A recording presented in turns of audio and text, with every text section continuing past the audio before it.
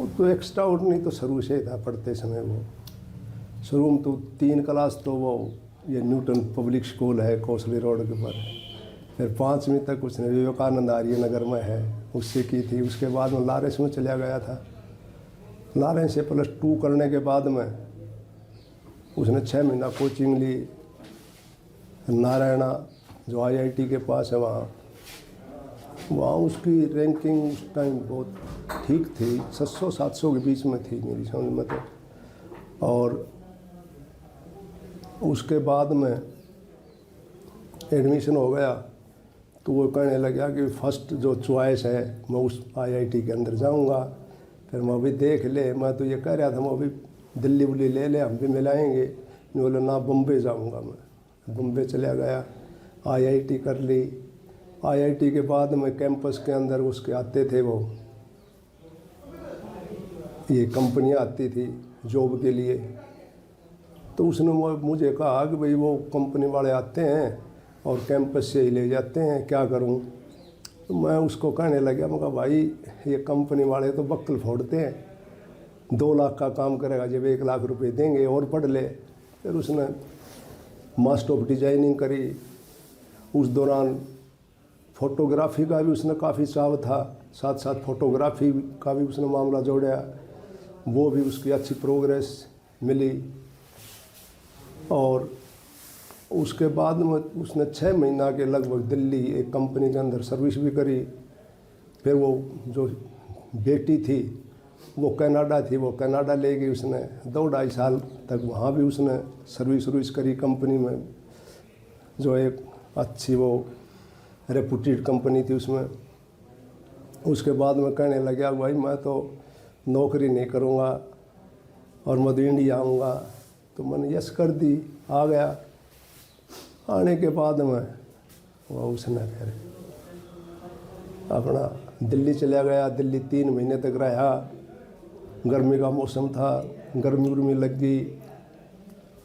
उसके बाद में मैंने उसको टेलीफोन में वो मैसेज कराया व्हाट्सएप पर, भाई धन दौलत और साम्राज्य तो फिर मिल जाते हैं परंतु ज़िंदगी चली गई तो फिर कुछ नहीं मिलेगा। फिर वो मसूरी की तरफ, धर्मशाला और मसूरी की तरफ चला गया।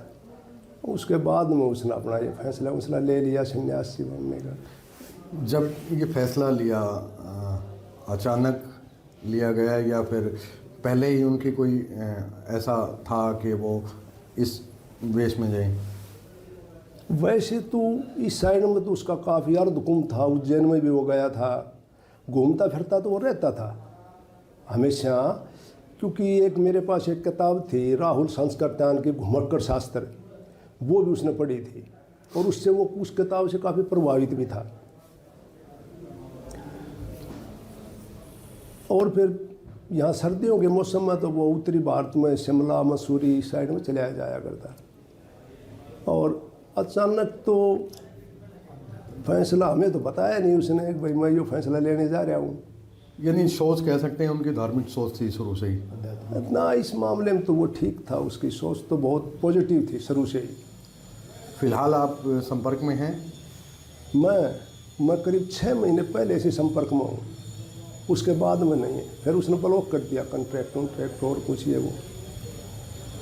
मैंने कोशिश भी करी, मेरी बेटियाँ भी कहती थी कि पापा उसे संपर्क करो, तो वो फिर धीरे धीरे वो टाइम निकलता गया।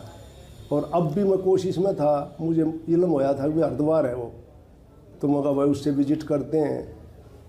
तो उसके बाद में फिर टाइम से निकल गया। तो अब वो वायरल हो गई है मीडिया के ऊपर। अब तो उसने फैसला ले लिया। परिवार चाहता है अब वो घर वापस आ जाए? परिवार की क्या सोच है? भाई मैं तो देखो चाहता ही हूँ अभी वो घर वापस आ जाए, पर अब तो वो स्टेज उसकी निकल गई। अब तो गोपीचंद वाली वो स्टेज आ गई। उसकी माँ ये कह रही थी कि बेटे अंदर आ जा गृहस्थी में और परिवार ने संभाल ले। तो उसने कहा कि माँ सन्यासी के बाद बनने के बाद में तो यह बात बनेगी नहीं। कर ले। अब क्या संदेश देना चाहिए? मैसेज क्या करना चाहेंगे आप? क्योंकि इस तरह से जब परिवार आपका पता चले हमें अकेला ही बेटा है। देखो इंडिपेंडेंट तो उसकी थिंकिंग शुरू से थी, अब भाई मैं अब भी मैंने एक वीडियो देखी थी, उसमें भी उसने ये कह रखा था कि भाई मैं ना गुरु बनाऊंगा ना चेला बनाऊंगा, मैं अपने हिसाब से ज़िंदगी जीऊँगा। तो उसने जो फैसला ले लिया तो ले लिया।